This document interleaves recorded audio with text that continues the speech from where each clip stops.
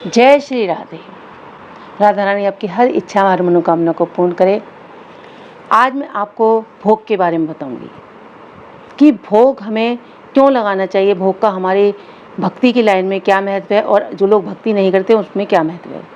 क्योंकि ये जो सारी चीज़ें मैं आपको बताती हूँ ये शास्त्रोक्त बताती हूँ, जो गीता में भगवान श्री कृष्ण ने कही हैं, भागवत में, रामायण में, इनमें मैं पढ़ती हूँ। तो मैं आपको थोड़ी सी इसकी चर्चा आपके साथ मिलकर करती हूँ।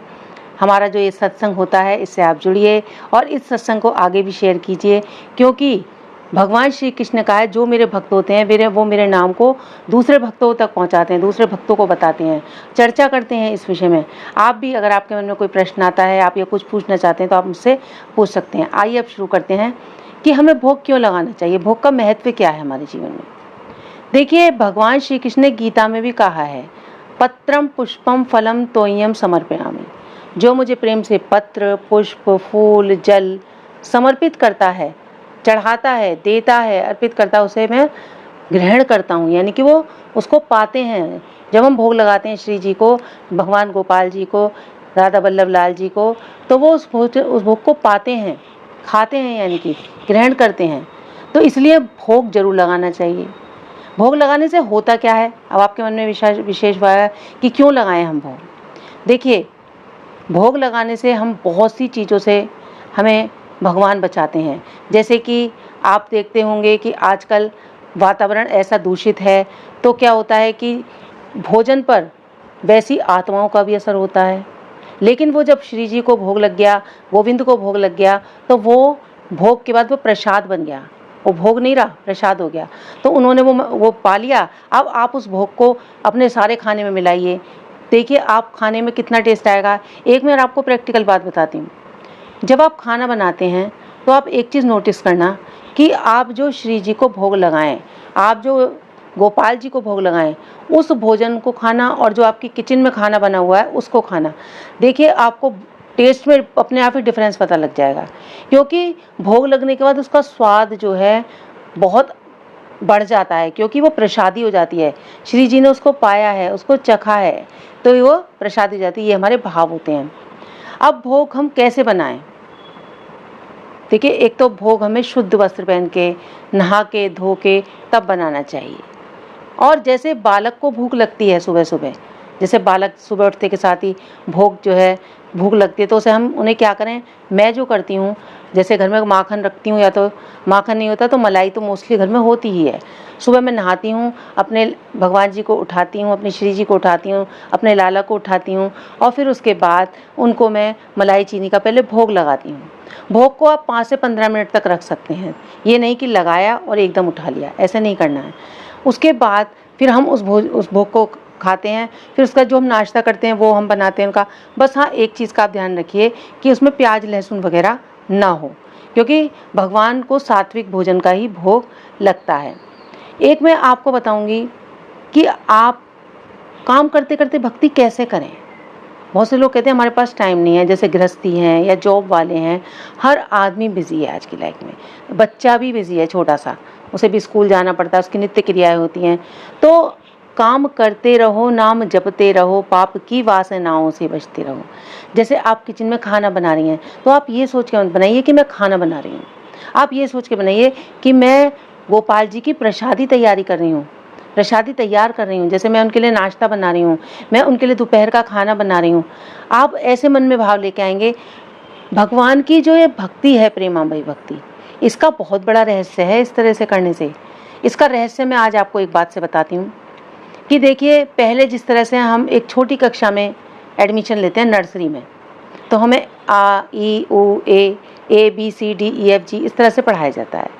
तो ये जो सेवा होती है, जैसे जब श्री जी की सेवा में हम आते हैं पहली बार, तो हमसे कहा जाता है कि आप उनकी सेवा कीजिए, नित्य सेवा कीजिए। नित्य सेवा कैसी है? जैसे हम खाते हैं उनको खाना खिलाएं, जैसे स्नान करते हैं हम स्नान कराएं, जैसे हम मौसम के फल आते हैं, अब जैसे गर्मियां हैं तो खरबूजे, तरबूजे, आम वगैरह, उनको ऐसे काट के अच्छे से सजा के उनको भोग लगाएं। उसके बाद ठंडे जल का इस्तेमाल करें उनके साथ, और जैसे घर ठंडी चीज़ें हैं, लस्सी है, इस तरीके की चीज़ों का हम भोग लगाएं। गर्मी है तो हम गर्म चीज़ों का, जैसे कि बादाम का दूध लगाएं, इस तरीके की चीज़ों का हम भोग लगाएं।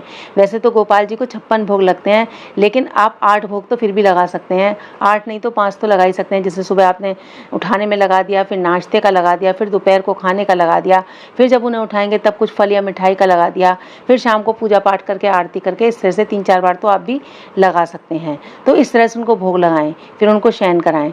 तो ये भोग जो होता है, जैसे आप खाना बना रही हैं, मैं आपको बता रही थी बीच में कि हमारी ये जो सेवा है, ये भक्ति कैसे बन जाती है।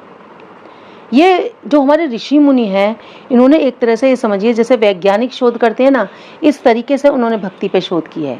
इसकी अगर आप गहराई में जाएंगे तो आप देखिए, जैसे आप खाना बना रही हैं, आप ये सोच के बना रही हैं कि मैं अपने गोपाल जी का भोग तैयार कर रही हूँ, तो आप मन मन में उनके भजन गाती रहिए, उनका भोजन तैयार करती रहिए। तो वो क्या हुआ, आपका मन उनसे एकीकार हो गया, उतनी देर आपकी भक्ति हो गई। जैसे हम लोग आपस में बातें कर रहे हैं, जो मैं सत्संग की बातें आपसे कर रही हूँ, ये हमारी भक्ति का ही पार्ट है, भक्ति ही कर रहे हैं हम। तो इस तरीके से आपने जितनी देर खाना बनाया तो आपने उनका ध्यान किया। ध्यान करने से क्या है, जब हम किसी का ध्यान करते हैं, किसी की चर्चा करते हैं, किसी के लिए कुछ कार्य करते हैं, तो हमारा नेचुरली उससे प्रेम हो जाता है। तो ये जो हमारी पद्धति बनाई है भोग लगाने की, शयन कराने की, इससे यही होता है। एक मैं आपको और ये चीज़ बताती हूँ कि भोग लगाना भगवान को क्यों जरूरी है। ये जो सारी चीज़ें हैं, ये किसने दी हैं बताइए आप। ये हमें श्री जी ने दी है, राधा रानी ने दी है। शास्त्र हमारे कैसे कहते हैं कि मनुष्य अपने कर्मों का पिटारा लेके आता है, लेकिन यहाँ पर जो ये व्यवस्था कर रखी है वो हमारे भगवान जी ने कर रखी है। पंच तत्वों के द्वारा हमारी सारी चीज़ें मिलती हैं। तो हमें कौन दे रहा है, हवा कौन दे रहा है। ये जो हम सुन रहे हैं, कानों में हमारे आवाज़ जा रही है, ये हवा के माध्यम से जा रही है। जो हमारी नाक सूंघती है कि कोई भी खुशबू आ रही है, भाई कुछ अच्छा बन रहा है, कहीं से दुर्गंध आ रही है, हमारी नाक बताती है हमें, जीभ हमारा स्वाद बताती है, आंखें हमारी देखती हैं। कौन देता है इन शक्तियों को, भगवान देते हैं। तो एक बात मैं आपसे पूछती हूँ, मान लीजिए आपका खर्चा कोई घर का इंसान चला रहा है, आपको सब सुख सुविधाएं उसने दी हुई हैं, और वो आपके घर में बैठे हैं, तो क्या आप उनसे खाने की, पीने की, इन चीज़ों का नहीं ध्यान रखेंगे? रखेंगे ना। तो गीता में भगवान श्री कृष्ण ने कह दिया, जो मेरी दी हुई वस्तुओं को, क्योंकि भगवान की दी हुई हैं, जो मेरी दी हुई वस्तुओं को बिना मुझे भोग लगाए भोगता है, वो एक तरह से चोरी का अन्न खाता है। भगवान क्या चाहते हैं? समर्पण। समर्पण से भी हमारा ही फायदा है। क्या फायदा है हमारा? कि जब हम भगवान को अपना मन समर्पित कर देते हैं, हर चीज़ समर्पित कर देते हैं। देखिए, आप कुछ भी चीज़ करें, भगवान ने गीता में यहाँ तक कह दिया है कि तुम कोई भी कार्य करो, सब मुझे समर्पित कर दो, तुम उसके पाप दोष से मुक्त हो जाओगे। तो इसलिए ये जो भक्ति है बहुत ही आनंददायक भक्ति है। जब आप इसमें श्री जी की सेवा करेंगे, गोपाल जी की सेवा करेंगे, तो आप देखिए आपका मन इतना प्रसन्न रहेगा। आप अगर कोई चीज़ भूल जाएंगे, आपको उस दिन बड़ा पछतावा रहेगा। हालांकि वो भूलने ही नहीं देते, लेकिन आपकी भक्ति उनमें बढ़ती चली जाएगी। तो इसलिए मेरा कहना है कि भगवान को जो भी चीज़ आप बाजार से लाएं, चाहे कुछ भी लाएं, बस वो सात्विक होनी चाहिए, प्याज लहसुन वगैरह नहीं होना चाहिए। श्री जी को भोग लगाएं पहले। एक तो उसकी जो उस पर पाप वो वगैरह होते हैं, वो नष्ट हो जाते हैं, और वो शुद्ध हो जाती है, वो प्रसाद हो जाती है। तो ये चीज़ बच्चों में भी सिखाएं। तो मैंने आज आपको भोग के विषय में बताया। मेरे इस चैनल को आप सब्सक्राइब कीजिए, लाइक कीजिए, और कमेंट में जय श्री राधे जरूर लिखा कीजिए। अगर आप किसी विषय पे मुझसे वीडियो बनवाना चाहते हैं या कुछ पूछना चाहते हैं, धर्म से संबंधित, आध्यात्म से संबंधित, तो मैं आपके उत्तर शास्त्रोक्त देने की कोशिश करूंगी। मिलते हैं अगली वीडियो पे। जय श्री राधे।